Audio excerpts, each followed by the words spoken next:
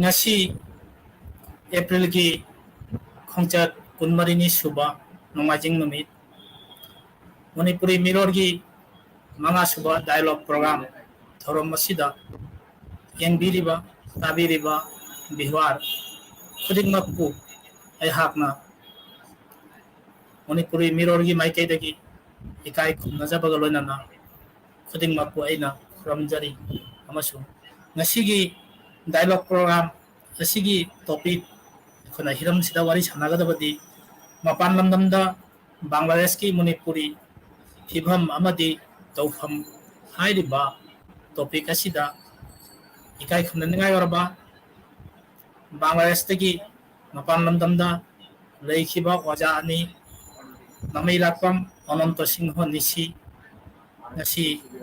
mahak Bhanuwa Molojar Jalagi Juri Upajalagi Manung Channa Laiba Walbari Hariba Kunladu Dagi Sakibani Ojanisi Mahak Nasi Hiramdam Ireibak Tadoktuna Mireibakta Haibadi Canada da Setel Oiduna Emong Manung Puduna Sinpamgi Kada Khongda Aduna Lairi Ojanisi Supnagi Samlaba Ihuda Manate ngasi Bangladesh ki Manipuri khunagi chapat khongthang dasu luching thorom lobiba oja amani ani subada ngasi gi dialogue program asida saruk jabigani ikai khumnaningai waraba oja kayan paibam Dr. Hiren mahak Maulovibajar Jalagi Komolwan Supojalagi Manung Channa Laiba Oktubil Kobab Khunja Adudagi ni Oja Hiren Mahak Silat Osmani Medical College Tagi MBBS degree Laura Matunda Bangladesh ta Mafung Kyada Maki Sinphamgi Matung Inna Tabak Tobirami Lenana Oja Hirenna mahiro yama wena lairingai matamda Bangladesh Manipur Chhatra Samiti lingthakpa matamda Oja Hiren Sahitya o Prakashana Sampadoki hamda leiteng biduna leibirami Dr. waraba matungda su Dhaka da lagraba matungda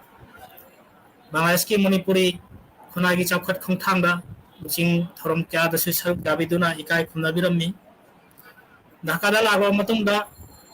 ngasi ekhona February ki kunmathoi bu ikai khumnabada leikatpa chatpa Dhaka da leiba Manipuri chinau singgi apunbo na pusalakpagi matang dasu Oja Hiren gi chawraba thodang ama lorami Oja Hiren na ngasi February ki kunmathoi haibadi International Language Day gi heikat leikatpagi damakta na Dhaka da leiba Manipuri chinau singgi khumjilla hairaga Dhaka basi Manipuri kauba sangothonasi Oja Hiren na aihaka thobubina duna Oja Hiren masamakna sabapati gi phamlobi duna akogi thoromasi angkhokpa hobiramani ngasisu Dhaka basi Manipuri himduna leiri miyang yamkhamda akogi tawfum thokpadu utpa ngamli ngasisu masida Oja Hiren gi chawraba thodang ama ekhona uba phangi asita nattana Dhaka dagi phongba chepong kayada Oja Hiren gi maki mamal leiraba article kya piduna adu chepong kya bu mapung phahan birami ekhona Oja animakku aina ahan pamakta aigi maiki dagisu Manipuri Mirror gi maiki dagisu ikai khunna jabagalonana ramjari Oja animakku su ngasigi dialogue program ki thorom masida mapan lamdamda Bangladesh ki Manipuri hibam amadi tawfam haiba topic asida aina ahan pamakta Oja namai rakpam Ananto samna hare jakhona nisi Oja nisi haina khangnaba Canada dasu Bangladesh dasu sida mahiro yoina Dhaka da laiglai su tamna lairamba matamdagi su ekhona Oja nisi bu Nisieda hanak narabi aduna ngasigi dialog kaya from sida ekhoina sum sambatna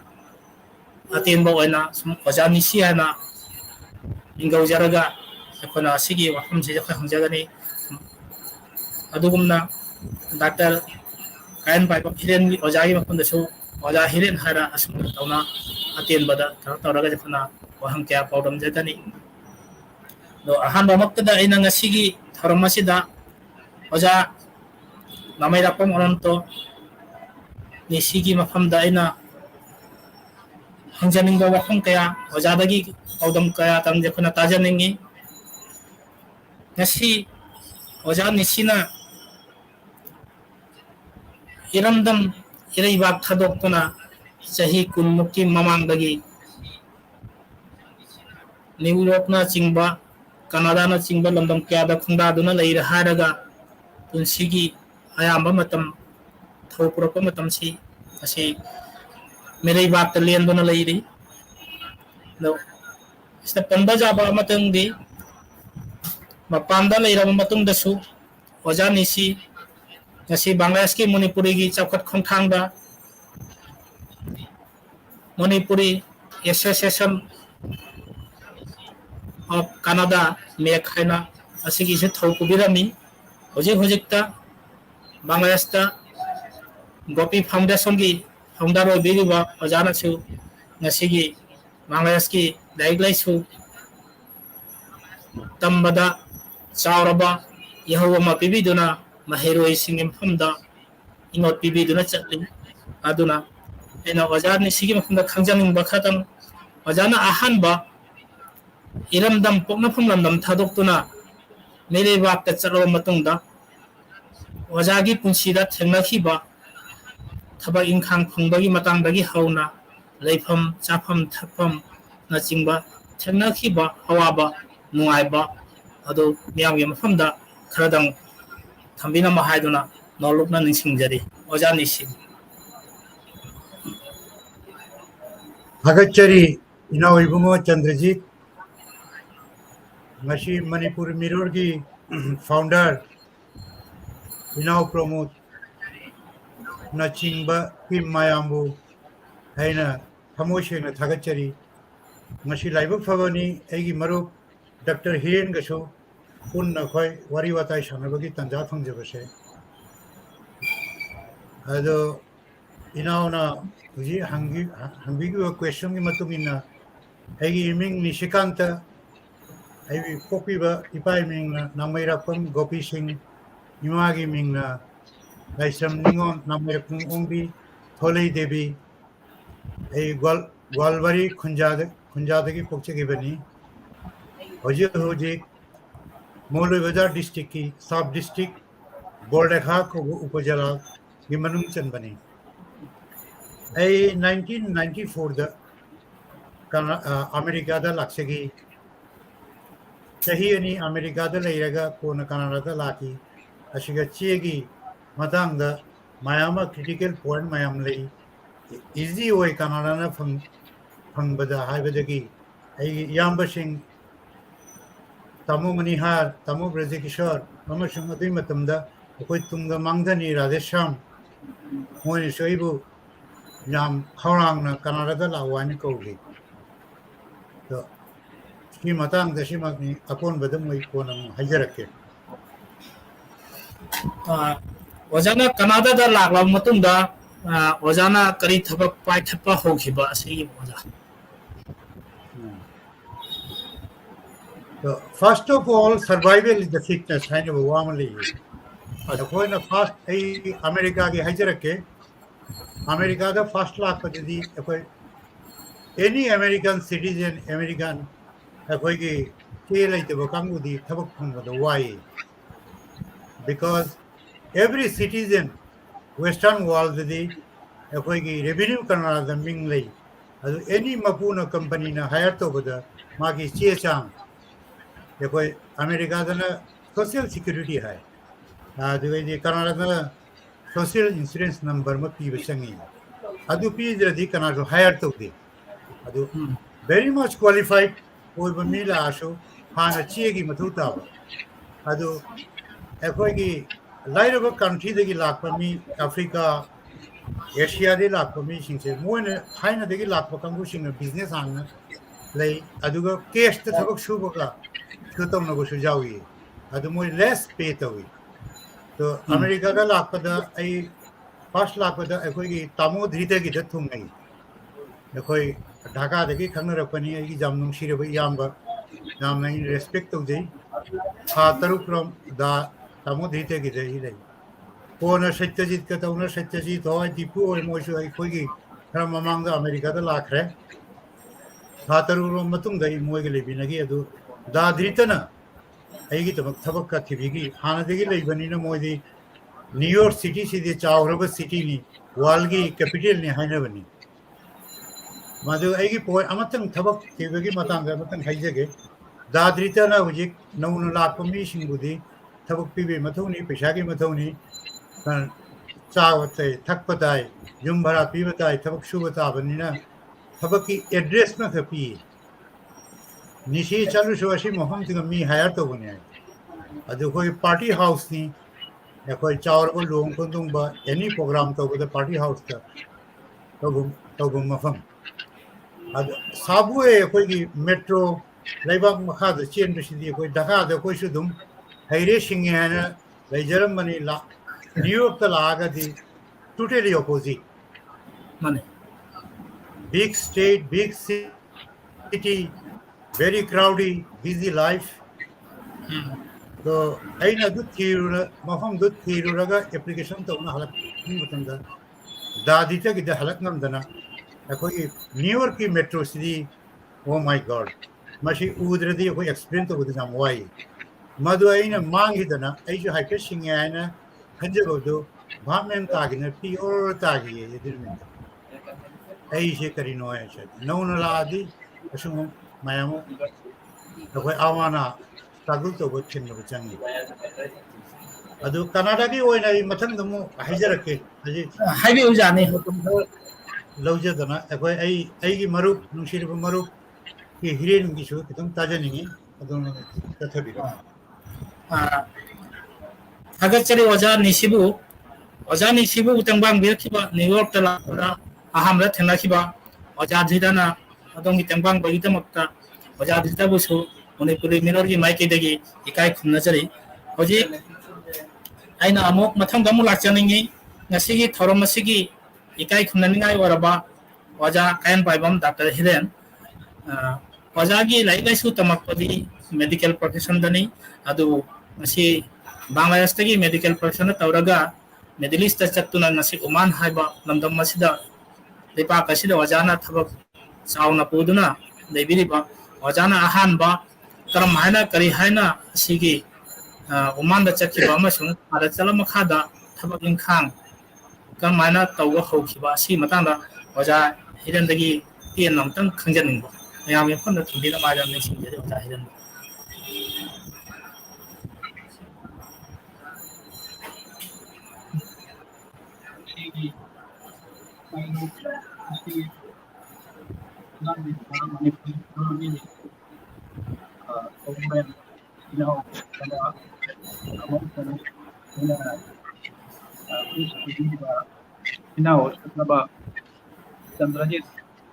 Chandrajit ko thagachari ngasi aibu wa kaditang nang bangayna invite to gida pa sige damakta yembire ba mayam buju thagachari puramjari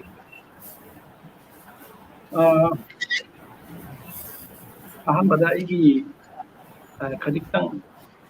igi identity je haidop jale aigi mingdi khangire aduga popsamna Bangladesh ki Kamalganj upojala miteina meyamna Bhanugas haina khambiriba Bhanugas lamdamgi Octrobil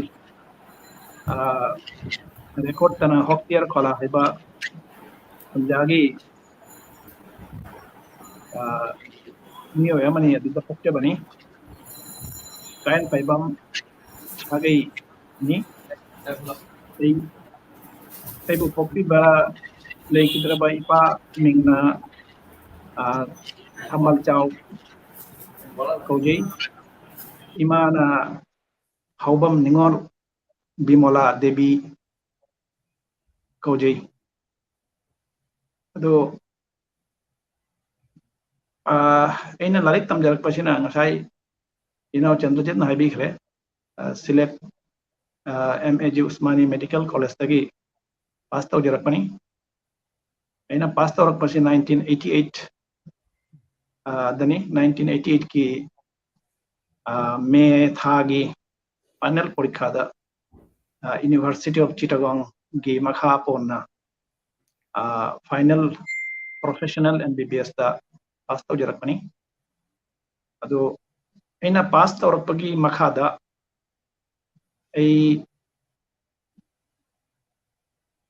चही तरत हेना बांग्लादेश की T company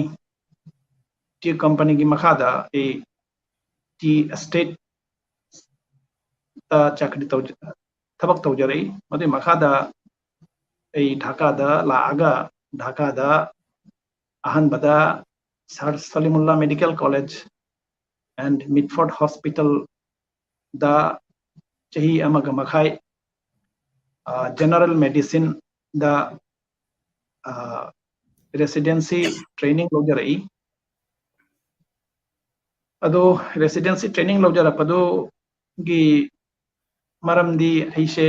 specialisation lambda चथा जगे हैना खंदुनानी अदो कोना थंगदा training जिलौब लोरगा Dhaka गी मदुगी मतम गी मिंचतलबा private organisation hospital central hospital आइना हॉस्पिटल अमदा जॉइन तौदुना थबक तौबा हवचरे अदुदा चही तरागा माथोय एक्सीडेंट एंड इमरजेंसी डिपार्टमेंट दा थबक उदुना लेजरमी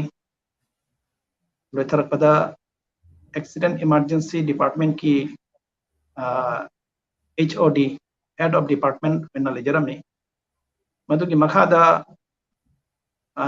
इखंग खंगौदना कनोदगी अखोगी सुल्तानात ऑफ ओमान असिदगी मोय मिनिस्ट्री ऑफ हेल्थ की मखादा डॉक्टर एम्प्लॉय तौनी हायदना सर्कुलर मा उबा फंगबदगी अदुदा एशुम अप्लाई तौसलुबनी अप्लाई तौसलुबदगी कोना थंगदा मोय फॉर्मल इंटरव्यू लौखी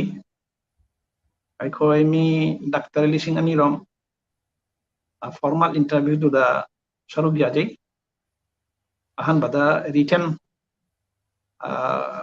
रिटन टेस्ट अमा लौई रिटन टेस्ट दुदा मी लिसिंग अनि दुदा रिटन टेस्ट दुदा मी चात्रेत रोम रिटन टेस्ट दुदा क्वालिफाई ओय बमखादा अमुका रिटन टेस्ट क्वालिफाइड ओय बकांगो सिंगदगी अमुका face to face viva interview अमा लौखी हाइफेट कल्लबा इंटरव्यू एग्जामिनेशन ने अदुदा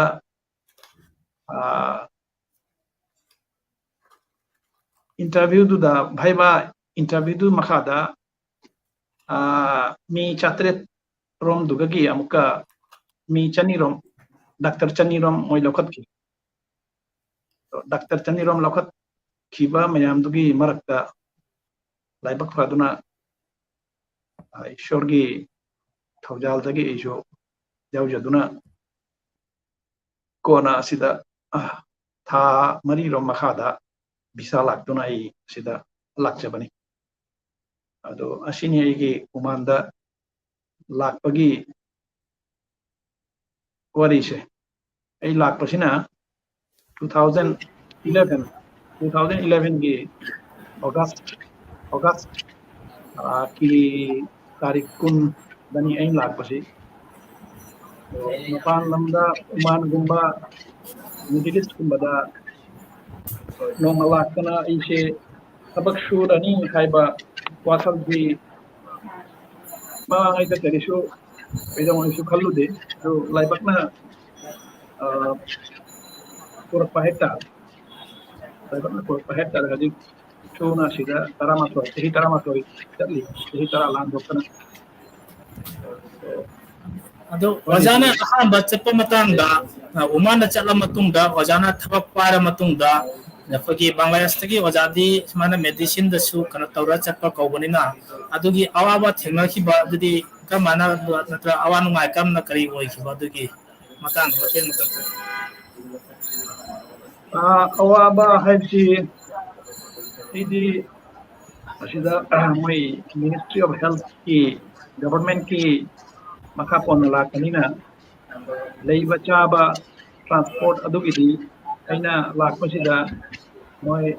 ministry dagi ipon kumba support moina shumki airport ta visa pi bala loinana air ticket sibhaw moi provide tawai air ticket angna lak makada airport jori hai makada airport tagi moi ministry dagi mi lakna ibu lokatna moi ministry ki guest house ta thambiramne ministry guest house ta lerame adudagi moi ki ministry ki ministry office ki transport na aduda ministry office ta laga join tawba khotpa formality tawba khotpa loiraga adudagi capital city Muscat tagi kilometer chamanga lapna maski desert ni Oman gidi mayai tare desert ni mafam se ado al wasta kauba maski magi governorate hai sigana koi Bangladesh tana natraga India dana masi division hai tare division natraga province hai bagumba adugumba mafam mada engi posting oibani ahan bada haima kauba mafam da adu complete desert ni tung dasu mang dasu jet dasu oi dasu kuno mat lengoi kali egi ipong sida ahan ba uba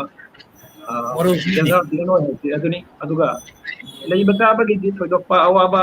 nagide karina habadi edi ministry gi facility to annala panina aduga nungai tabadi khoi yung kay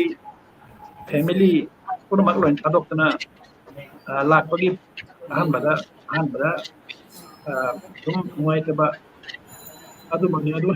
adu natana ata leiba ta ba gi thoidokpa awaba ai nagide the loan namaga ahan bada loan si RB loan si moina kadingangem no idi khande koi de daktam nina loan si khangbatai asiga lakpa ana ba mina mai maron na ngani mai maron na nga puna makti English khang ba hike ko aduna mai maron dunga ga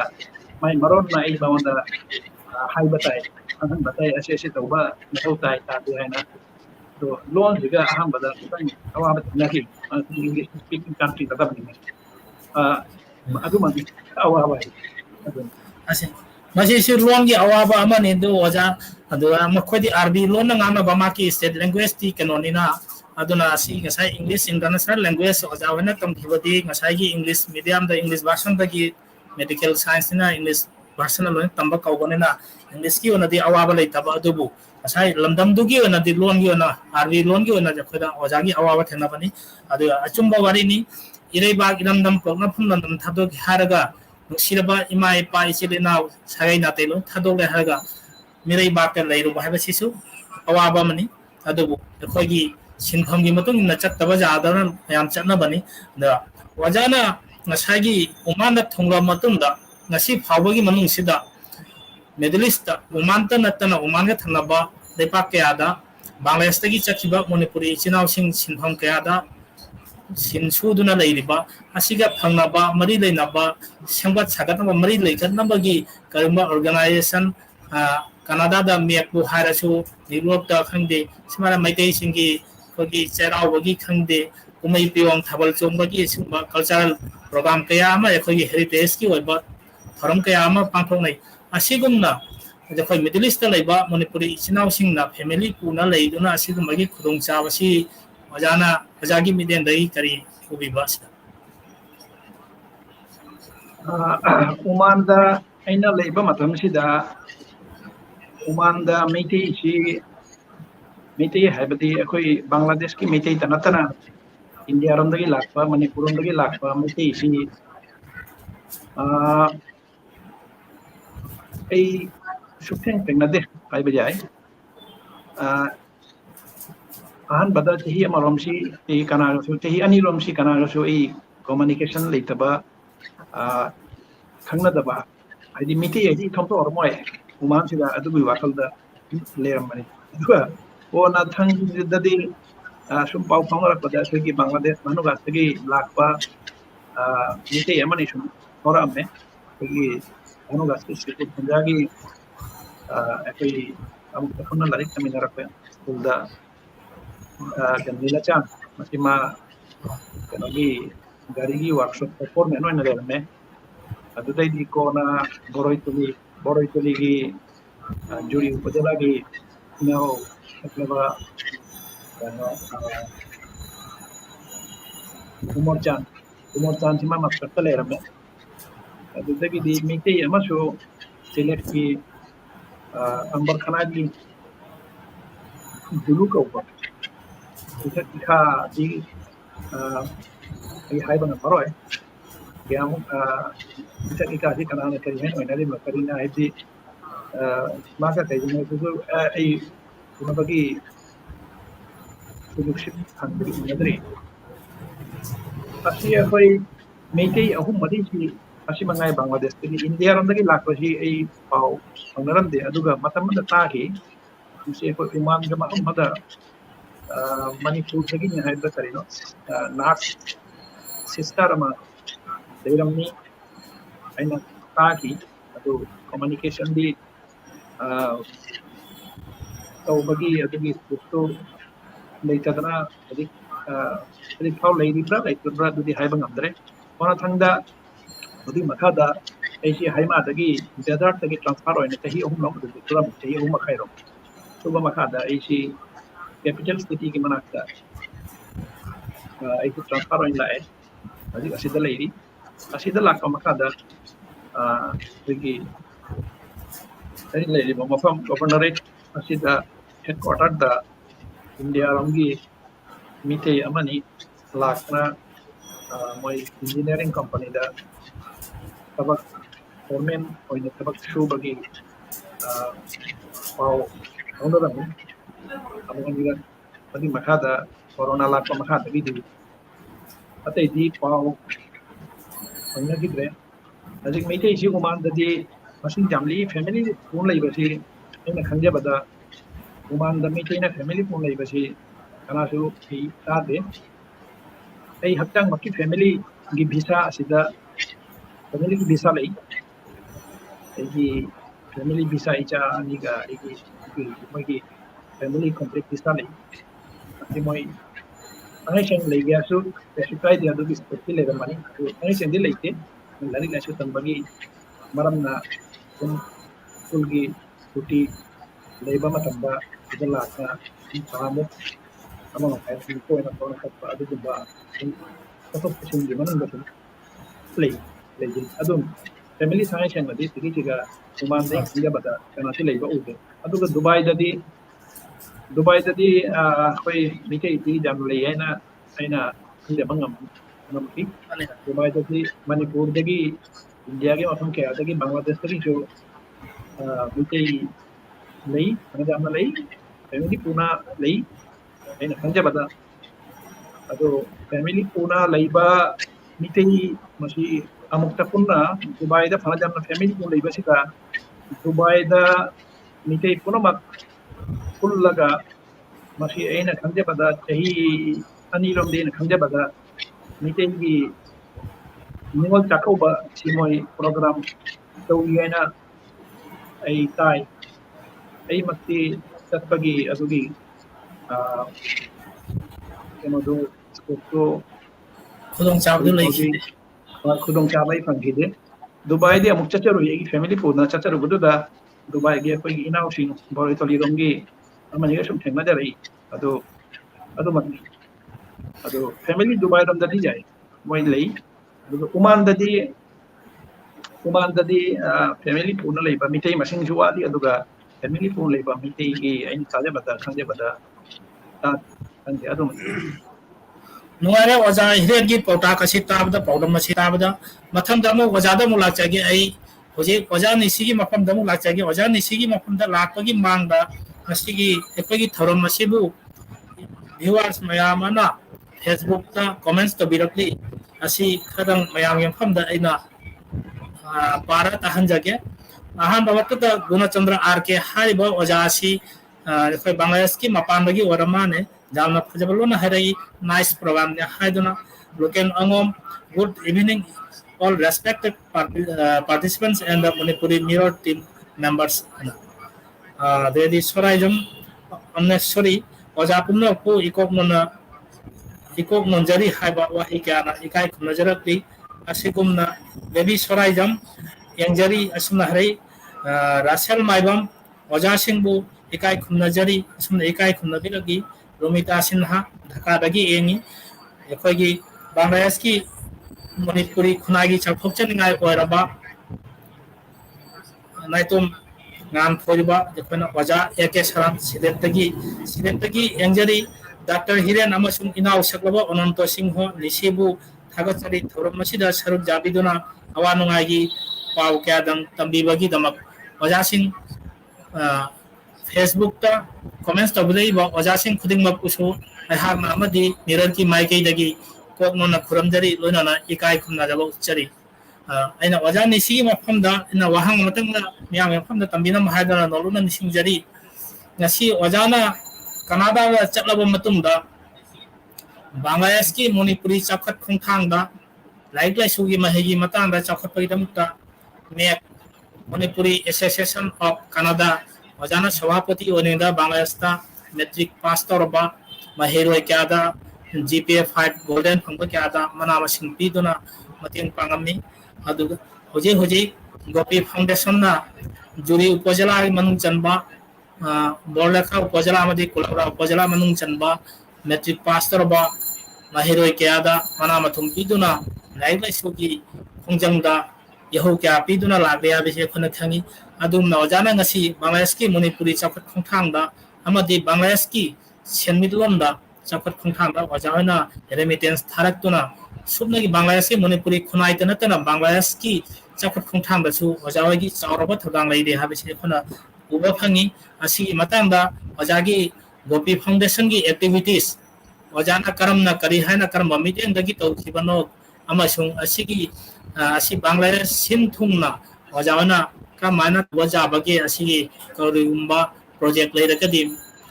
Audam khatang tambina madana wajani sigi miteng chingsinjari amukka hanna inaw chandasipu thagachariye ado viewer mayamna comment to biruku mayam so in noloksana kuramjari ado 1971 gi hogi lanjena matam Bangladesh independent uwe matam dai sahi 12 plus lanjena mathamapan India da akhoi Assam के मनूंग चंबा सिलसिले district की पतारखान जी दो कोई नहीं मेरे आई वारी से तुम गोपी फाउंडेशन हांगोई माता अंदर रिलेट कोई mane ai bio माता अंदर ले मुझे वो वाली अदो anyway कोई लांजला को था अपन हलक लो रगा ये कोई जुम कई दो लेरम दी पंजाबी ने मैं था किधर मोई वारी था ऐसे कि मैं तेरी कुन्नी अदो का कॉलेज तंब स्टूडेंट ले बाहर Yang wana koi pabung imana koi yola pagi sindo ai thamo janga shiba phau yambani select modunun college ta thamo ai aduga class 6 7 the pabung imana wa gi ba matam moina masa singbu iche singbu thajabagi awa mayam du ubada ai wakhanda hujik laibok kharna ishagi honajabagi matung inna developed country G7 की country में लाइजरे पशालिकोन तांजरी करीगुंबा ई जाति की एकोई की कुलक लेकाई की दा छात्र मचा अफब थोलपद खितंग मतेंग पांगबो ओइना मोइगी करिगुंबा कानजबो ओइरदि हाइबगी वाखंदगिनि अइना गोपी फाउंडेशन एगी पाबुंगी मिंगदे हांजरिसे ते चही तरारों सुगले असी कोई चही खुदिंगी GPS 5 तो रिजल्ट कितंग फबा छात्र मचा सिंगबो अवार्ड पीसे खजितंग कानजबा अइना पीदरसु मोइ लारिक तमदरिबनि अदुबो खितंग कानजबो ओइरदि अखोइगी वागिबो मयाम सिंदोई वाखंदा लाखदा नुंगाइते हाबदगी ए तौजबनी really the foundation trust the world wide जेनुबदा लंथु लेरबा मल्टी मिलियनर बिलियनर सिंग तौनै चैरिटी द दान अदुमक्ति नचदी एगिसे ए कदितंग मतेंग शेयर तौ जाब्रा हाबगी वाखंदगी उदुक्चगिबगनी गोपी फाउंडेशन सिंग aina ojai mafamda ngasai haijakhiba ojana ngasi gopi foundation gi activities malojar jalagi manung chana juri amadi borlakha madi kulaura upajala manung chanba maheroi singda pina ngasi isma ihopi isimna bangladesh ta dairiba manipuri na khundariba damdam khutingda mahei lairiba sida asigi pak sandokpagi lokhotpagi kari umadugi project kadi leibra habagi ojai mafamda ina khangjaningba होय अदुगी planning दे issue लेजै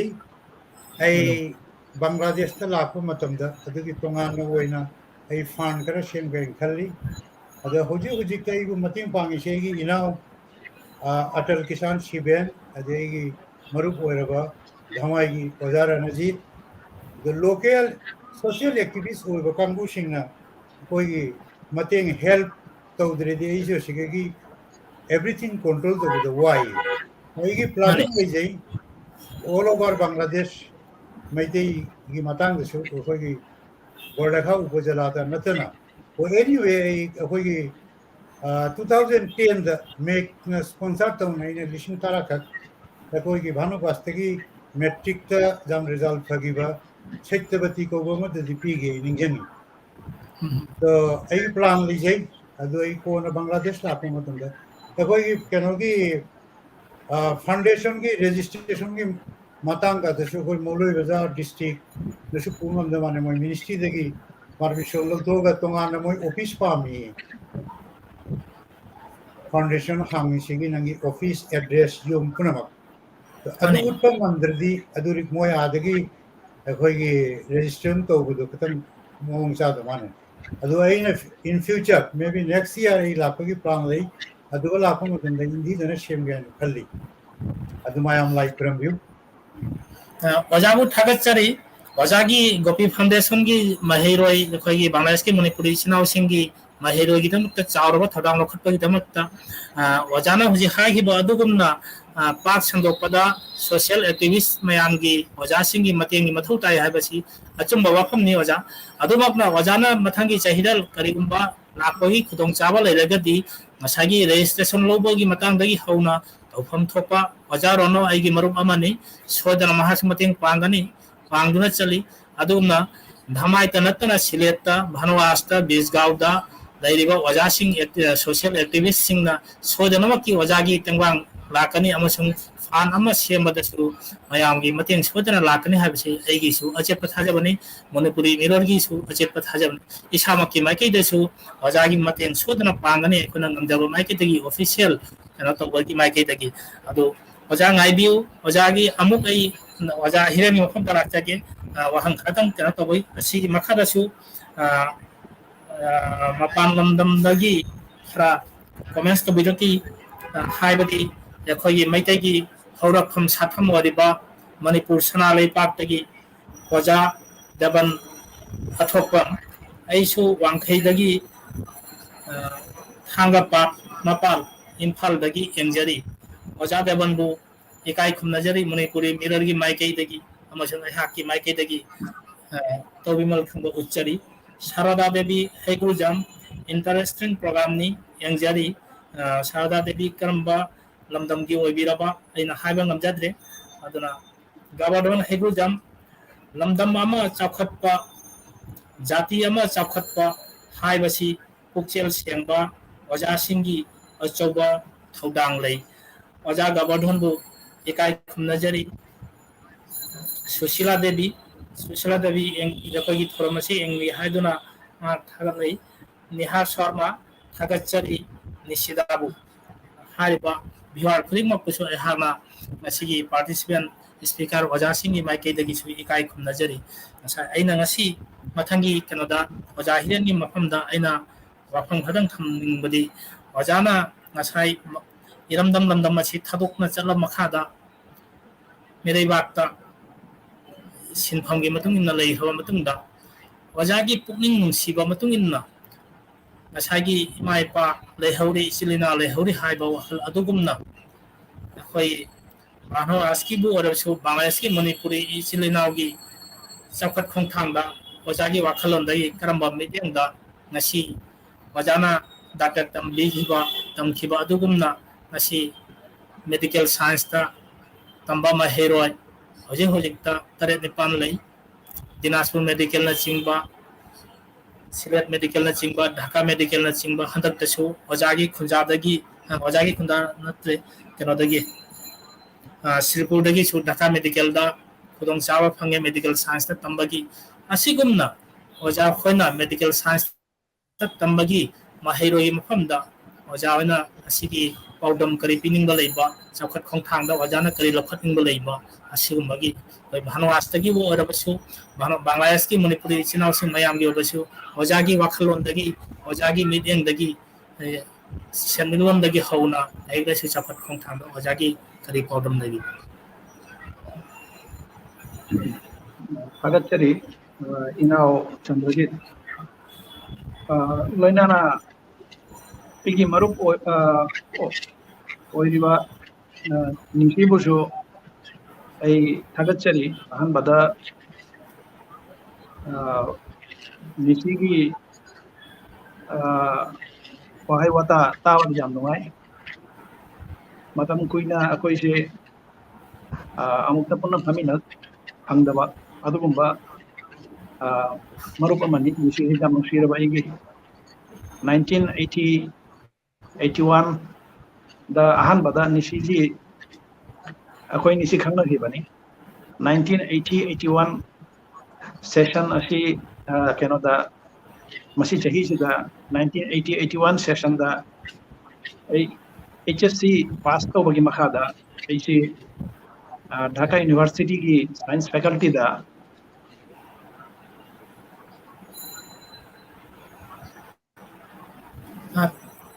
हावी हो जा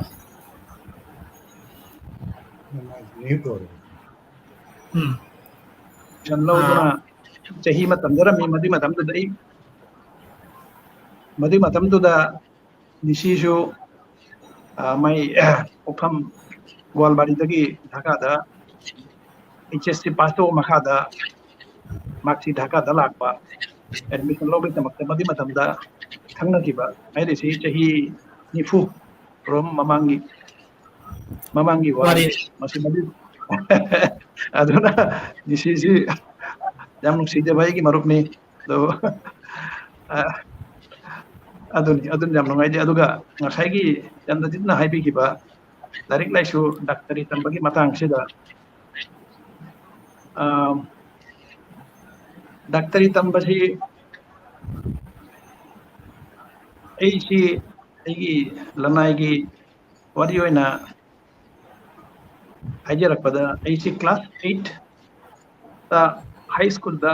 tamjaringi matamdu da daktari medical science ta college ta tamba si karino hai si madi matamdu da ai idea si phangakpani karina idea khoi di kenoram da Banu Gaski lagu mufam kunda pok na chawjar kanina akogi larik laisu tambagi karamba tamaga kari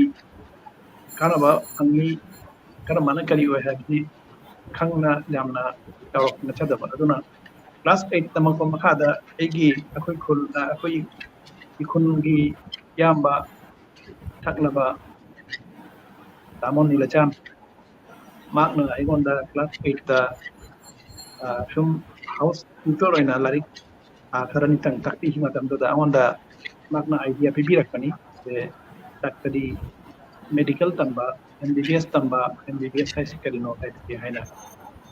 मदी ममांगददी शुम लारिक सी शुम तमियना पंतक तमजरकनी result लारिक फरदी कोना थंदा लारिक फरदी कोना थंदा मी म ओइने हबी वाकल दुदा अदो specific target तौना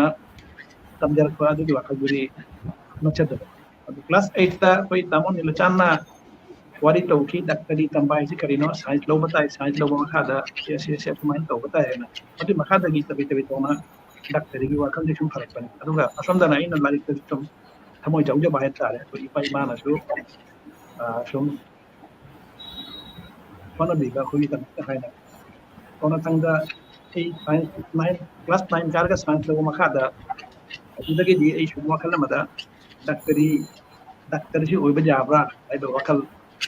da hai shum wakal mada ko ma sim sumi wakal da shum lai tam la ko makhada science lo na tam ba ji makha sida SSC examination ji da hai tare nungai jaba result si shum matam nu gai khamjaki ati makada HSC sida shum science lo dana shum lari kamjara kana HSC da so doctory medical course ta admission lo bajaba adugumba application to bajaba adugumba score do fangana HSC da so pass to jarak bai SSC HSC and full laga makada keno sida medical akogi di madam duda Bangladesh ta Manipuri tingita maktane na tongana select medical college haina college asida niti tingita maktane Manipuri tingita maktane na seat ama reserve aina leramni aduda miti julamna isu akoi pangal jo akoi amuk tapunna Manipuri ni aina identity amada intanarami le mana ai bati koi Bistu Priya Singh sisu moisu Manipuri ki reserve seat to the moisu admission lawrami ado ahan bachahida aise aigi result tagi aigi score tagi kitang hen gibai score koi Bistu Priya koi ga apna pasta hu ba Oresh Chandra Singh masi makna ngon tagi score kitang hen kiwa masi matang sida makna kudong sawa di low jiba medical MBBS course sida admission low bagi aham sida sida aina juga medical sida kudong kahauda na sonda Dhaka University da lakna admission low jiba makada chahi matam bagi makha sida di medical tambahi tum doctor oi bagi wakal sum kaw bitana hari university da tambla mena sum science ki subject ka sum adi wakal da sum le jarakhi matam du da e Dhaka University ki apagi Jagannath Hall adugi hajiki Jagannath Hall ki East House na matam du le rami East House to da koi gi yam bashakla ba jam senior ada bakta America da logiri ba tamo rogumani ji East House ta ma border roina lebirame aidi nauna changmani na adubidi asomdana koigi tamo brojo kishor bolbari gi apoi marup ni sigi niyamba brojo kishor tamo makoi ni si East House ta room tangan na border roina lebirame moina senior university ki aroi ba chahi student koina moidi Dhaka University ki hold the seat can hold the seat ang bali khara ahan duwai koila can ahara pa duwai chahi aman decision senior singa leminaraga chahi ani ahum shu bada kari daga seat station fangiya ba to ai moi leminar makhada nong madi chahi ai first year honors ki BSc honors first year ki semester ahan balo daga semester ani shu pasida tamoro gumuni jina nong nang hiren nang daktari doctor oinindra nang doctor ti nang chance ma logo jai dana nang chance le ji tholo bu ya na point wa khal du gi university tamabdi nang university dagi science dagi pass tawrani science dagi pass tawradi nang nang na tambi ba subject tu gi matung inna mono thabat tu do libra na kar ma thabat tu do libra atu nang confirm na the nang doctor ji tamabdi nang doctor ma oirani nang na tabjarak pa subject mathak tu da nang ꯊꯕꯛ ꯇꯧꯕ ꯃꯌꯥꯝꯒꯤ ꯁꯦꯕꯥ ꯇꯧꯕ ꯉꯝꯅꯤ ꯍꯥꯏꯕꯗꯤ ꯑꯁꯤꯃꯗꯤ ꯁꯣꯏꯗ꯭ꯔꯦ ꯍꯥꯏꯕ ꯋꯥꯈꯜ ꯑꯃꯗꯤ ꯂꯩꯔꯦ ꯑꯗꯨꯅ ꯅꯪ ꯌꯦꯡꯉꯨꯗꯅ ꯍꯥꯏꯕ ꯃꯥꯏ ꯋꯥꯍꯩꯁꯤꯗꯒꯤ ꯑꯩꯒꯤ ꯏꯃꯣꯟꯁꯤꯗꯁꯨ ꯀꯔꯤꯒꯨꯝꯕ ꯆꯦꯡꯁꯤ ꯑꯃ ꯁꯨꯝ ꯂꯥꯛꯈꯤꯕ ꯍꯥꯏꯇꯥꯔꯦ ꯑꯃꯨꯛꯀ ꯅꯧꯅ ꯑꯗꯨꯒꯤ ꯃꯈꯥꯗꯒꯤ ꯑꯩ ꯁꯨꯝ ꯍꯣꯠꯅꯖꯗꯅ ꯀꯣꯟꯅ ꯑꯩꯈꯣꯏꯒꯤ ꯑꯃꯨꯛꯀ ꯑꯃꯨꯛ ꯗꯤꯔꯦꯛꯇꯔ ꯖꯦꯅꯔꯦꯜ ꯍꯦꯜꯊ ꯑꯣꯐꯤꯁ ꯊꯀꯥꯗ ꯑꯗꯨꯒ ꯆꯠꯇꯅ ꯑꯩ ꯑꯃꯨꯛꯀ ꯅꯧꯅ ꯑꯦꯄ꯭ꯂꯥꯏ ꯇꯧꯕ ꯃꯈꯥꯗꯗꯤ ꯃꯊꯪꯒꯤ ꯆꯍꯤꯗꯗꯤ ꯑꯩꯁꯦ ꯃꯣꯏ ꯑꯦꯛꯁꯦꯞ ꯇꯧꯔꯦ ꯀꯩꯅꯣꯅ director general of health service ꯅ ꯁ꯭ꯇꯨꯗꯦꯟꯠ ꯑꯃ ꯑꯣꯏꯅ ꯐꯔꯦ ꯍꯟꯗꯛꯇꯤ ꯅꯪꯅ ꯁ꯭ꯀꯣꯔ ꯍꯦꯜꯂꯦ ꯍꯥꯏꯅ ꯃꯊꯪꯒꯤ ꯆꯍꯤꯗꯗꯤ ꯑꯩꯕꯨ ꯃꯣꯏ ꯂꯧꯁꯟꯕꯤꯔꯦ ꯑꯗꯨꯗꯒꯤ ꯑꯩ ꯃꯊꯪꯗ ꯑꯩ ꯃꯦꯗꯤꯀꯦꯜ ꯀꯣꯂꯦꯖꯇ ꯃꯊꯪꯒꯤ ꯆꯍꯤꯗ ꯑꯦꯗꯃꯤꯁꯟ ꯂꯧꯖꯕꯅꯤ ꯑꯗꯨꯒ ꯃꯦꯗꯤꯀꯦꯜ ꯑꯦꯗꯃꯤꯁꯟꯒꯤ ꯑꯩꯈꯣꯏ ꯃꯇꯝꯗꯨꯗꯗꯤ ꯃꯦꯗꯤꯀꯦꯜꯗ ꯑꯩꯈꯣꯏꯒꯤ ꯕꯪꯒ꯭ꯂꯥꯗꯦꯁꯀꯤ ꯀꯣꯟꯇꯦꯛꯁꯇꯗꯤ ꯃꯦꯗꯤꯀꯦꯜ ꯀꯣꯂꯦꯖꯇ ꯆꯥꯟꯁ ꯐꯪꯗꯅ ꯃꯦꯗꯤꯀꯦꯜ ꯀꯣꯔꯁꯇ ꯇꯝꯕꯗꯤ ꯕꯪꯒ꯭ꯂꯥꯗꯦꯁꯀꯤ ꯗꯃꯛꯇꯗꯤ ꯑꯍꯥꯟꯕ ꯏꯅꯧ ꯅꯧꯕ ꯍꯥꯏꯇꯥꯔꯦ ꯑꯩꯈꯣꯏ ꯃꯇꯝꯗꯨꯅ ꯑꯩꯈꯣꯏꯒꯤ ꯏꯃꯥꯡꯗ ꯑꯩꯒꯤ ꯏꯃꯥꯡꯗ ꯏꯌꯥꯝꯕ ꯍꯧꯖꯤꯛꯇ ꯄ꯭ꯔꯣꯐꯦꯁꯔ ꯄ꯭ꯔꯃꯣꯗꯔꯟꯖꯟ ꯇꯥꯃꯣ ꯄ꯭ꯔꯃꯣꯗꯔꯟꯖꯟ ꯃꯥꯅ ꯑꯍꯥꯟꯕꯅꯤ ꯕꯪꯒ꯭ꯂꯥꯗꯦꯁ ꯃꯅꯨꯡꯗ ꯃꯗꯨꯒꯤ ꯃꯈꯥꯗ ꯏꯌꯥꯝꯕ ꯗꯥꯛꯇꯔ ꯄꯨꯔꯟ ꯀꯨꯃꯥꯔ ꯁꯔꯃ ꯑꯗꯨꯗꯒꯤ ꯑꯩꯒ ꯑꯃꯨꯛꯇ ꯄꯨꯟꯅ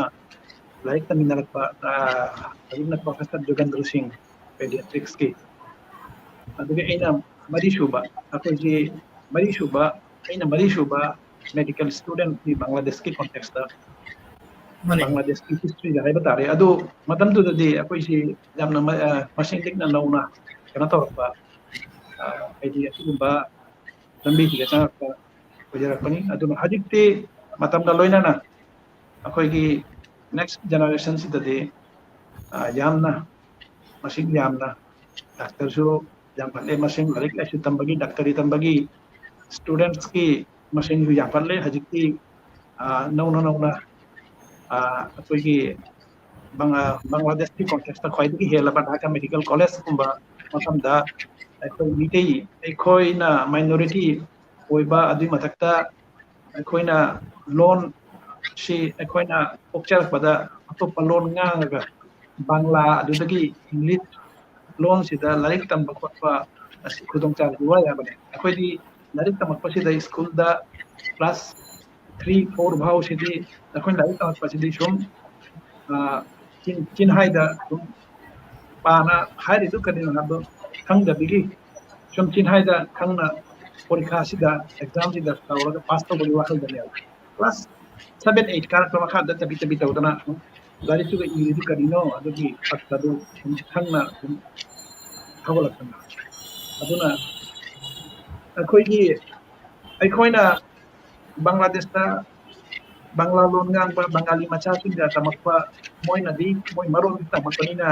ꯃꯣꯏꯗꯤ ꯄꯤꯁꯛ ꯄꯤꯛꯏꯉꯩꯗꯤ ꯈꯪꯅ ꯂꯥꯏꯔꯤꯛꯁꯤ ꯑꯔꯊ ꯈꯪꯅ ꯇꯝꯃꯤꯀꯣ ꯑꯩꯈꯣꯏꯅ ꯍꯧꯒꯠꯂꯛꯄꯗꯅ ꯑꯔꯊꯁꯤ ꯏꯈꯪ ꯈꯪꯗꯅ ꯁꯨꯝ ꯆꯤꯟꯍꯥꯏꯗ ꯇꯥꯛꯄꯤꯔꯛꯄꯗꯨꯗ ꯑꯩꯈꯣꯏꯒꯤ ꯎꯆꯦꯛ ꯃꯆꯤꯟꯗ ꯍꯥꯏꯕꯒꯨꯝꯅ ꯁꯨꯝ ꯍꯥꯏꯔꯒ ꯏꯔꯒ ꯁꯨꯝ ꯇꯧꯔꯛꯄ ꯑꯗꯨꯅ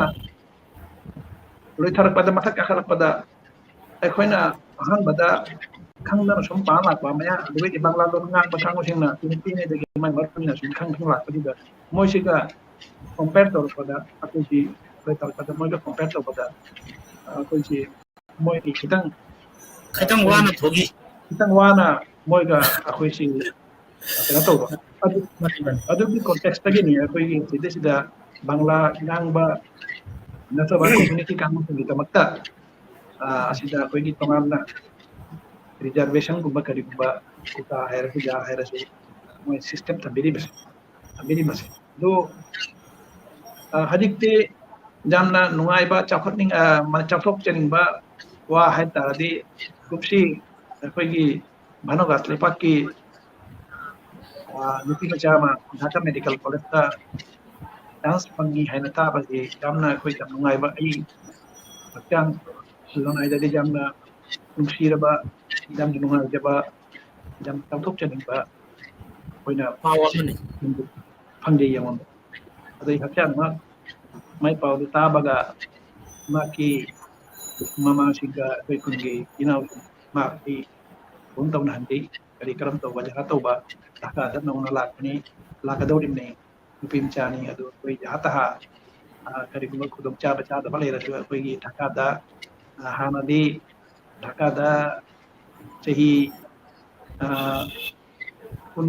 kun mangagi mamang da Dhaka da mitei le ram ba mayam si join join na sum lebiram bani ajikti koi organization nama oina mayam si amuk punna amaga amna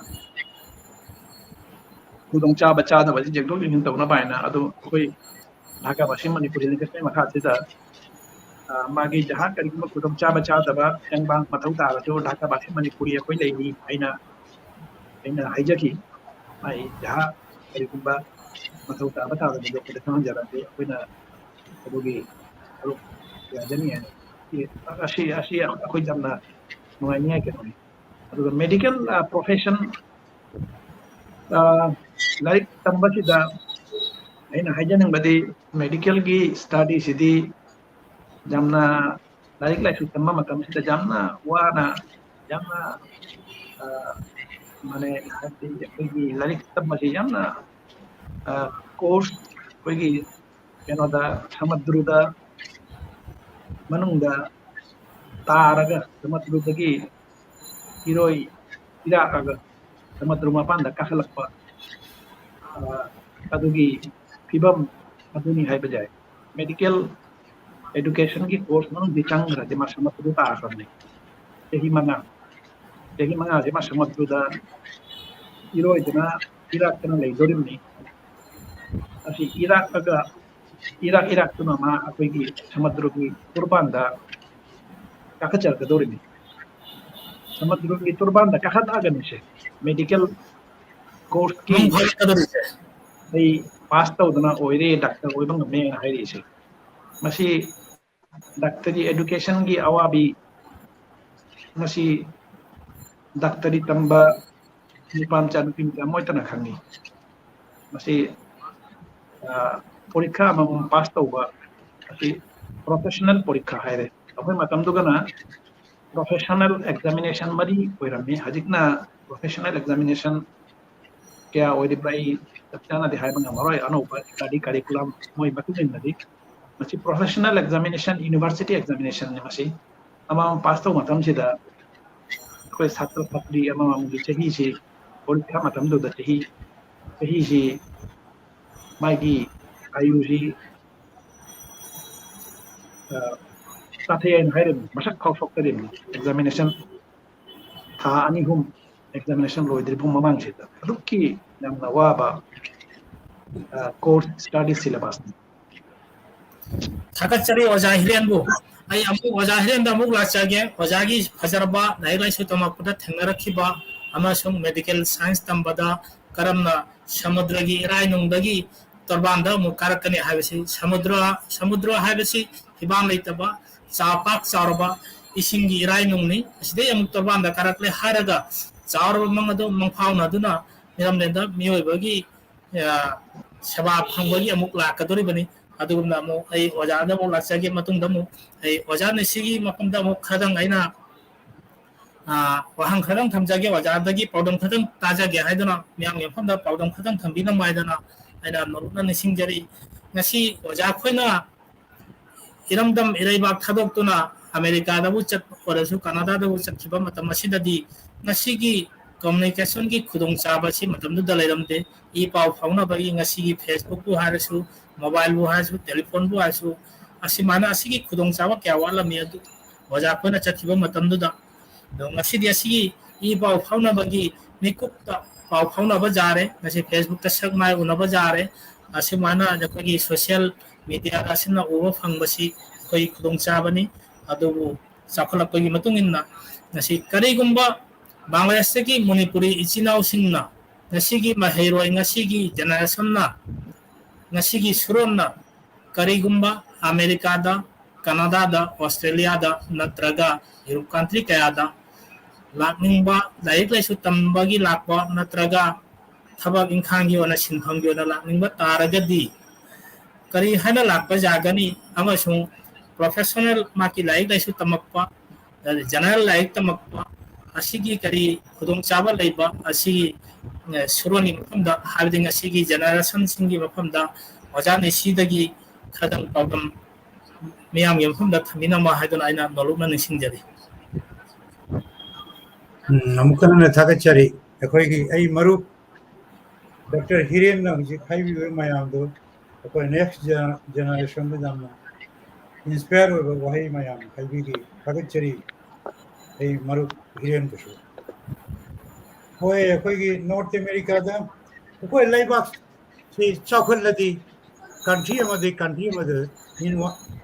in a sense chat pe darkar budi ta de ekoi protocol gi matung in sarkar gi padabi chauro go moi lakula shin matung se England Europe ki chauro go country degi thabak shu ya na Canada America de budi lakti adu maximum lai si ekoi third world Asia Africa lo de lakno matung ekoi Canada America de la is paisa ta lage chakolo country ni na moi ki every side si idina chakolo shemi health site high laigila shudi site high standard to moi ne hin bani na shiga tamadi bhagadra bagi wakhan non mayam koi third world gi moi gi wakhan da lak pe gi sonda laik tam ge lake Canada gi certificate no pai ge America gi moi gi standard na heli everyone even Canada da ine khangje bada England de gi pass to go doctor shigal aga moi mukta exam tha bachani exam tha ga oi de bashi jauri Bangladesh se gi no doubt so chumna college tambage ine khangje bada ashiga agent mayam de gi consult hoiba ai de expert tina che dekho dum akoi Manipur de gi akoi inau mayama ashiga IT amashun moi PhD to go kango ai ge dum kotana koi shakta darani tha kulli moi la ko kango se MS master PhD to go di Canada gi education ministry no moi scholarship pi scholarship phangla adi jam phai scholarship ki paisa dona ma ki like lai su tamba ma jogi mai weekend na part time thabak shuba adu lairi bang from the student Bangladesh ki Manipuri mata sing la ke aidi adagi college university direct communicate tawraga moi gi fee du pi redi ashiga gi moi aya pi redi du che dona khoi gi Dhaka da Canadian High Commission chalaga visa apply to numayan la nahi koi mete shibgon se ki sho koi radisham gi moi mayam be masashin ade student mayam la ngari adum to no hone batai ade di matam madadi hone lakha matam adi khara mamang da legal illegal wena mayam la ngagi mi illegal wena la adi shiga political asylum ade moi gi ministry ki ward tana refugee hai the political asylum lawredi Purtakaraga Nangi Aga Bangladesh the Hiro, India the Hiro, Manipur the Hiro, Karamba situation the Leramba, Karamba problem Lakiva, Adumayam, the story Mayam, the Utpatai, Adumoy, Jastuna, Bortuna, Hazaraga Nangu, permanent resident chief Yakani, Madu Ujikti Jam Tapo, Adu Canada the Moigi Migi Matutai. Migi Matutai means Ashiga industry Mayam even in an industry the should be in a way me the more white massaging the shoe they thought wall light of a continuing mission a shui. Ashiga had a restaurant I was she talk of industry man. Restaurant the Chabashi the white sing them sanally. The restaurant I was a classical restaurant the Tabak shoes and a family poor there. Indizana Punchi restaurant show and family Jauri. So Tabaki varieties Tabakashiga. My Magi, Magungi Matung in IT office thaba industry production piba company ki thaba ki varieties layire adu mai gi magun gi matung ina shona chani ine the students in the ina hygienic badi hujiki high we du master level the PhD level the already yam phai scholarship pi adu scholarship pi base ko university khudimuk pi de moi McGill na pi bajawi McGill gi under the moi Manipur de hujikta adi Concordia University gi under the tamba satro Manipur committee machashin ahumari rei the Punjab londi Gujarat londi lakpati moi di machine naidre the ashini wari de dumiti machashin lakna ba lakpiu ashi koi na lakpashidi koi professional na lakpu di nate adu mayam na khangbi dune gi wari shidi jamna अनुभव के सुनते है ना देखिए मैं आपने खंग बवारी मत नहीं इंडिया लोंगी पंजाब लोंगी लापमी गुजरात लोंगी लापसी 18th century बैक तलाकी एक वो ना वायरस 1986-87 दलांगी तो ये चाम दंगे ममांग तो मुझे ना लाके अजो मी तो जामदी अशी की एडमिनिस्ट्रेशन दे शरुक जावगी खुदम चाबसे लोगों फंगी मी तो जामेना शुजिक डेमोक्रेटिक से हायर में भूटाधिकार भूट की बगी राइट लेनी तो पंजाब की मी हुजिक कोई कनाडा की ऑपोजिशन की लीडर तो जगने सिंह पंजाबी दे एमपी ले तो मोदी लाकर निपान लंटू बार है मुंडुगा इवेंट टोरंटो दा तो मी की मधोनी हुजिक अफगानिस्तान दे की लिशिंग जंग कनाडा गवर्नमेंट ना रिकॉग्नाइज तो हुजिक तो लिशिंग मापन लाया सीरिया दे लगी मिडिल ईस्ट दे लगी अरे नुआइबा कंट्री मोइस दी करोड़ होंगे 80 लाख whereas बांग्लादेश कुंभा कुंतरी निपन चाहो कंट्री ने second largest country in the world तो मी की सुमथो ने कोई लाकिंग में अंच में ती दे कोई कनाडा दी फैमिली निपुरो बांग्लादेश की ना करामात हुई तो मणिपुर की इंदिरा मंगा निपुरो मैं वही फैमिली निपुरो इंगांग ने कहीं ने चनी रो अमेरिका दना समाज चतुरंदी शुरमनी हुई है ने 1994 लापता when North America Manipuri Association नामालिंगल में दादीता तमो मनीहा तमो ब्रजेकिशोर सत्यजीत वजह नवगनो है ना कशार की कोई वजह इसे कल्चरल भी अफवाह वजह मुझे मोई न तो ना लिंगट की है ये कोई ना 94 के लापता वारी ताज़ेगी अगर इसे चाहिए नहीं नामाजावजर में आधे को ना कनाडा लागा कोई money north America Manipuri association छे में या कोई की जमुंग रासमान लुचिंग दना अदो मैते दो लीक पनीना मी मंगा तरुकना कमाने कमिटी में तौरोनी मी से जामगलदी वाखन से जामगली तो वाखन जामगलदी कोई यूनिटी में की मथौ तारे है कि वाखन तो मैं आम तो फाउन रही तो कोई नॉर्थ अमेरिका मणिपुरी एसोसिएशन नामा अमेरिका तो कन्वेंशन तौरदी कनाडा दे चाबा करीगो मतम तो खुदों चाबा हम तो सुझाव देना फले कोई नोट में कहना मशी है ना जामुंग राजकुमार ने लुचिंग दने कोई मैं हम जावर दना हम 2010 अंदर निकलती है जो जी ऐसी का उबीरी से नहीं फोटो से अदो कन्वेंशन से चाहिए नहीं की कोई तवी ऐसी का कोई निवन चाको बदगी चिंगदना मैते की कल्चर ट्रेडिशन की थबक मैं चाहिए कुछ की कोई चथे सप्ताह तरारी मतुंग कोई अदम कोई पुल्ली चाहिए नहीं मतुंग दना कन्वेंशन में कोई पुल्ली अदुगा थाबन चंगुली चिंगदना मायाम पुन मको कम्युनिटी होने को होने जाम नुंसी चानदना कोई हुजी लई अदो आई एडवाइस थी सिगा कोई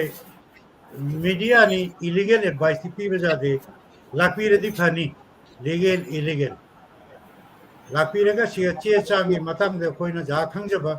कोई हेल्प तौनी ताननी कमाने लेथबा जाबा मेजे जामपुइस मतौनी करीगुंबा सिगा मेते जेलिसिंग अहुम मरी मंगा ओइरदी बांग्लादेश की मतंग हाइरो मणिपुर की मतंग हाइरो कोई रैली में चलगा ओटवा दा इंडियन हाई कमीशन दा हाइरो बांग्लादेश हाई कमीशन रखी तानी मी दो जामदी मोइना वैल्यू दो सकी मी दो लिगे दे कोई नाम दे अशिनी वारी दिए दो लापियो स्टूडेंट होइनसु करिगुंबा एडवाइस कम्युनिकेट तौबिरो अखोइन जाखंबो कोई कंसल्ट तौनसी अखोइ हाइजरके सिगा लागा चाबा थप्पा लेबगी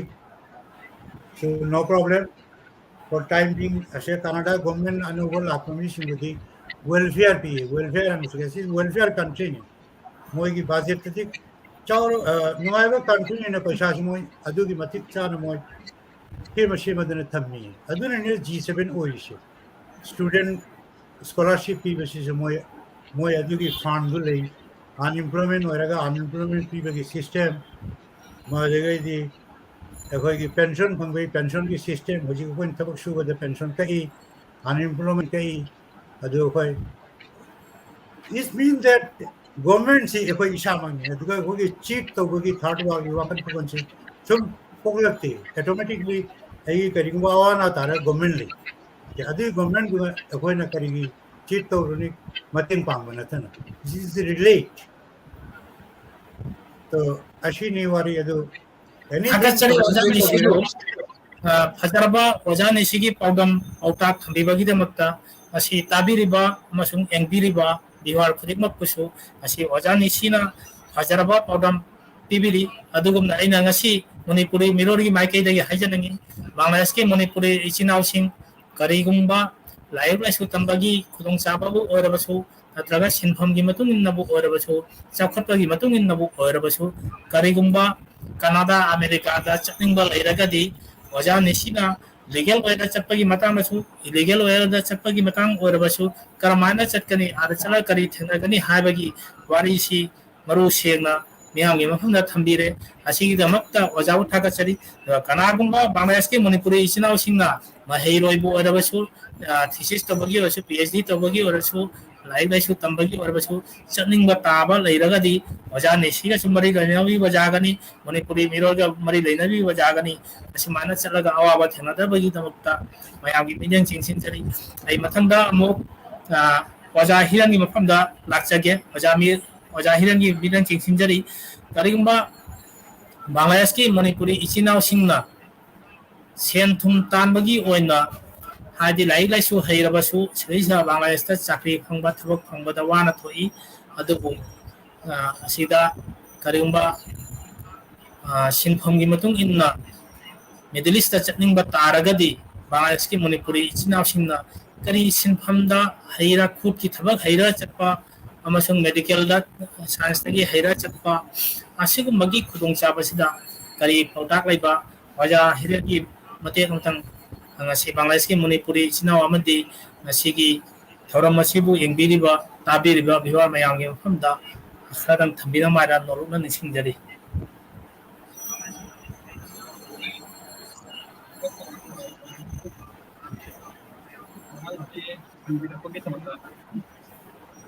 sigi matang sida aina hajaning badi Middle East mafam singsida aina cheng haibada Middle East की ये GCC countries तो मैं 12 countries मैंने समझा है सऊदी अरब Oman Qatar united Arab emirate Kuwait ऐसे मैं countries तरुक अमना बहराइन GCC countries तरुक असिदानी अने चंगना मापांदगी मी असिदा थबक सुबह रखनरी बसे मरमदी असी GCC कंट्री तरुक सिदानी मिडिल ईस्ट की थाउ थोइबा मफम ओइबसे मरुओनी अतै अरब कंट्री लेदिबा सिंग सिदना थाउ थोअबसो थाउ सि GCC कंट्री तरुक सिदा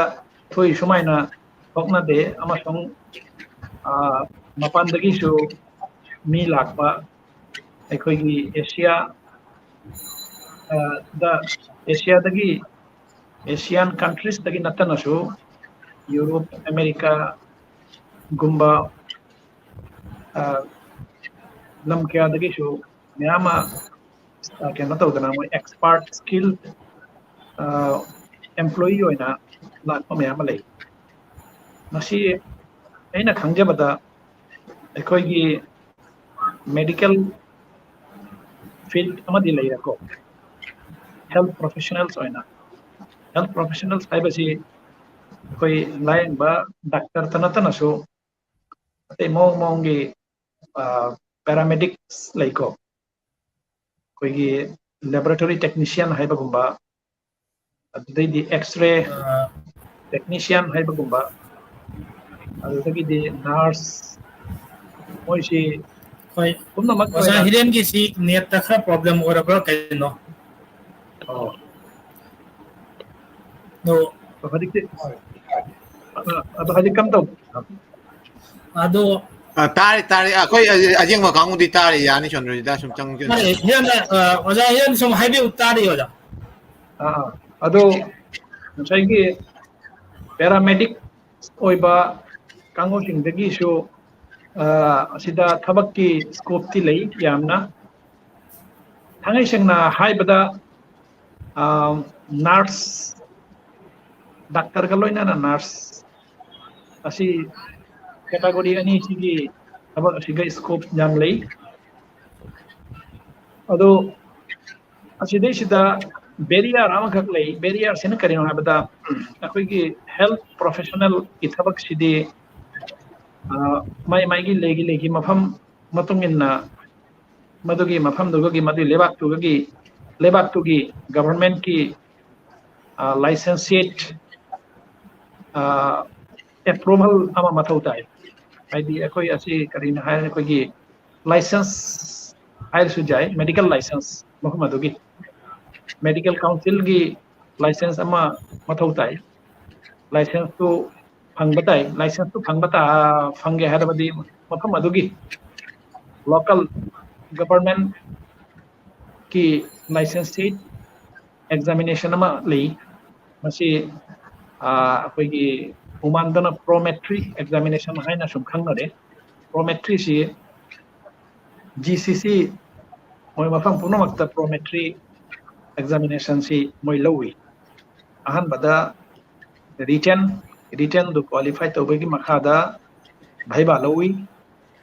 asi ani si aikoina laibak phadana aina bu moigi mathau ta dana akoi Dhaka Bangladesh ta moigi team du chatna examination ji lowna akoi adda sarum ja kiba phanghiba matungina phangduna lakpani aduga thangai sengna du team dogi program leitaba mafam dagi ai asida lagna thabak sujarage habdi maigi asida chid laktana uman Dubai Canada UAE or UAE ai maigi lam matungina du lagna examination ji thajabatai tharaga mai license sheet examination ji pass tawraga moi kema pirakani pass tawagi moi che ma pirakani then examination ji pass tawle namonda khoi registration pire khoi ki lam sige khoi country sige medical registration non pire bani haina ma pirakani chehi ani gi manungda umandana chehi ani gi manungda license hajki registration ji phangbagi chehi ani gi manungda my validity gi leibagi manungda ai sida job ama chang hotai job se government level do ede jai natraga private level do ede jai so government asi mai ai lanai na ma hochaga do honna jaga do ni adi makhada ma join tawraga ma thabak se shubha hochaga do do akoi ki ai professional larik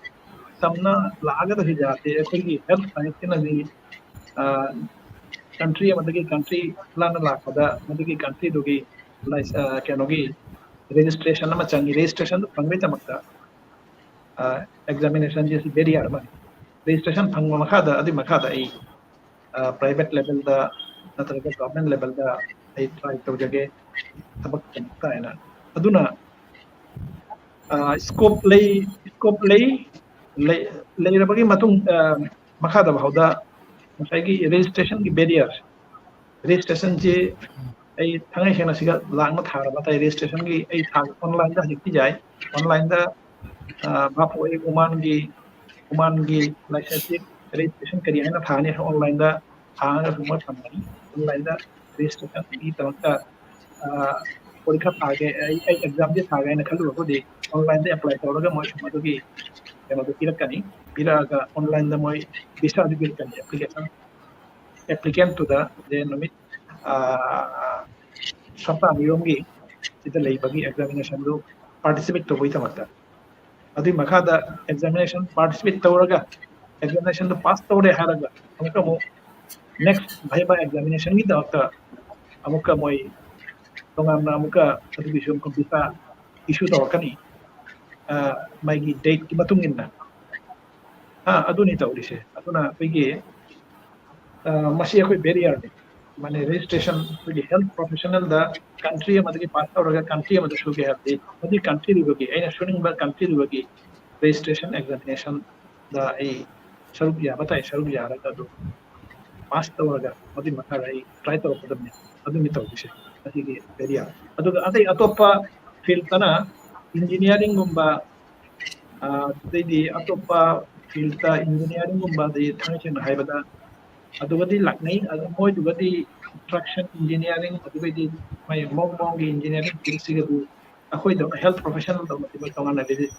registration हाइबमा लितब्रा इन खंजबा अदु मोयसिदि direct company नत्रगा के government level द बरजो एम्प्लॉयर सिंगा डायरेक्ट कम्युनिकेट तौरगा एम्प्लॉयर सिंगुना मोबो पामति डायरेक्ट मोबो सम रिक्रूट तौना वीसा मोइना पुथोरगा लाखोगी दुगी दिले असिना खंदे अदुगा तोगाना प्रोफेशनल नतबा मयाम लाखो कांगु असिना अतोपन असिदि ina moy dina to professional or badana ina haidu ni health professional gi matang na beria engineering profession ta khidang di DGO or ga engineering profession sida company ga mari le ba company ga mari pa ba ko din adi tawri gum basina ina khanja bada adi moy hanagi context na kidre अधिक सीधा नौना मोई university college professional university college असी मोई लिंगतना मोई तसो batik अधिक lyso engineering pass तौबा असिगुंबा दुबेदी यूनिवर्सिटी चुमनगी जनरल एजुकेशन दगी पास तौबा दुबेदी कंप्यूटर साइंस दगी पास तौबा मोई तसो होगलपा नहारों जिते मैम ले मोई मक्सु सुमहाय जे कोई पास तौ लोरे ngasi ahum sore mari sore कोई सबक अंदर ले असु याम सुबुतन तो अलिक औरी जे असि मोय तसो अदुगा Moyna मपान gimme company सिंगना मपान gimme prefer तौबा मोगी कंपनी द मक्सु हन बै तमक्ता अतिगी मरम मा ना इन खंजे बदा मपान गिमी पूरा बदी मपान गिमी द पीगे दो सैलरी दो Umani citizen local citizen mada pira di local citizen da salary do jam ne help ko ta company aduna my company benefits ta makta mo na pan gi si di kuta banya ba aduga amuka mo gi government level na do karigba rule ma le ye moina makan ni purak ni hai na so eta paput ko ka ja da my percentage khan ka eta asuk percentage जब तभी दे high बना मरोई को Ashok percentage कमाने citizen में हम बताए और Ashok percentage मापान दे के मिल को ना नहीं है ना दूँ बा मोई करीब में दूर में ले जा अदो नहीं तो सेम चीज़ है तो पति यही कंपनी के मार्म ददी यही प्रॉब्लम जम कंडेल बुते है दे कोई ना को हमें से ना तकनीक ने सुनता हूँ नहीं सब नहीं सुनता हूँ नहीं अदो नहीं तो अदो लारिक लाइसेंस तंबगी और लारिक लाइसेंस तंबगी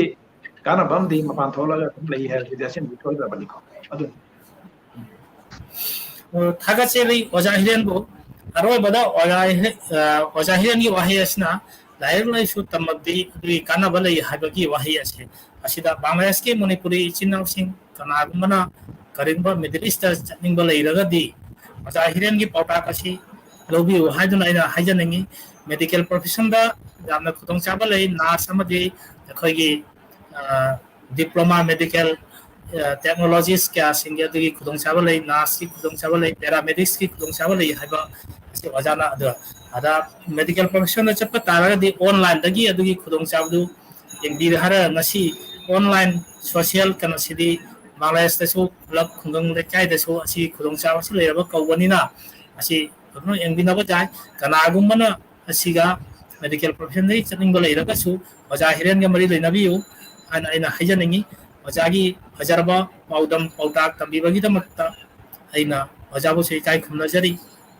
मणिपुरी मिररगी माइकेदगिसु इकाई खुमनजरी वजासिंगु असमखोगी फजरबा पाउदम पाउटाक पिरपगीदमक्ता नसी मणिपुरी मिररगी डायलॉग प्रोग्राम असिदा वजा कयानासु अमुक अखोगी सोशल मीडियादा हाइबदि फेसबुकता कमेंट्स क्या तबरई सुशीला देवी प्रोग्राम असि सिनलांगदुना फेसबुकता फोंदोकपीबागी दमक्ता कइमसिदा चंद्रशेखर हाइना इरे प्रमुखना सु सिनदोकपीरखरे मिररगी माइकेदगी चंद्रजीत ओइगदबनी चंद्रजीतना चिंबा अतै मयामगी मफमदसु अरोइबा लैतना थागचरी हाबा वाहे क्यासिना वजा सुशीलाबसु इकाई खुमनजरी निरुज शर्मा थागचरी लोइनना खुरमजरी इयामा सिंबु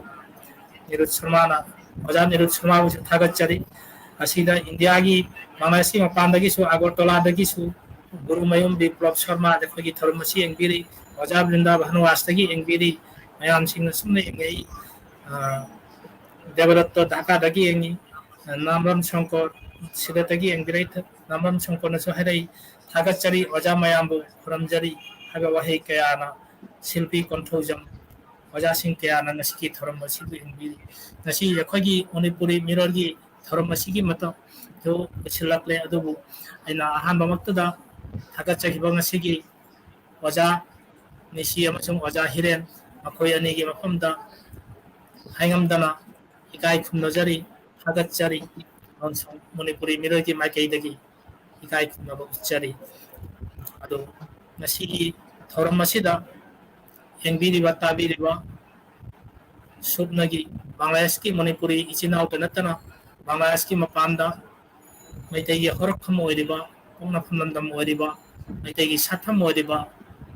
मणिपुर सनालैपा का आसाम त्रिपुरा म्यांमार न चिंबा अतै अतै लंदम अंखै क्यादा खुंदादुना लैरिबा मणिपुरी इचिनाउसिना नसिगी थरम असिबु ताबिरिबा यंगबिरिबा खुदिंगमकी मफमदसु मणिपुरी मिररगी माइकैदगी इकाई खुमनजरी वजासिंगी ममल लैरबा फजरबा पौदम असिबु अयामना ताबिरे हारगा अदोंगी माइकेदगी एगी नमजबा माइकेदगी खुनाई चौखट खोंथांगा सोदनमकी खुंदा बिरकनि हाबसी एखोगी अचेप थाजबनी लोनना नसिगी स्पीकर वजानिबु अखोगी तांगलबा मतम काइथोक्तुना नसिगी थरमसिदा सरुक जाबिबगीदमक्ता मणिपुरी मिररगी माइकेदगी अमसुंग अहाकी लनाइगी माइकेदगी तौबिमल खंबा उच्चरी लोनना नसिगी थरमसिबु मयामगी मफमदगी कायदा नम्मा दाइथा जायफा थौजाल निजरी मयाम खुरमजरी अमुक्का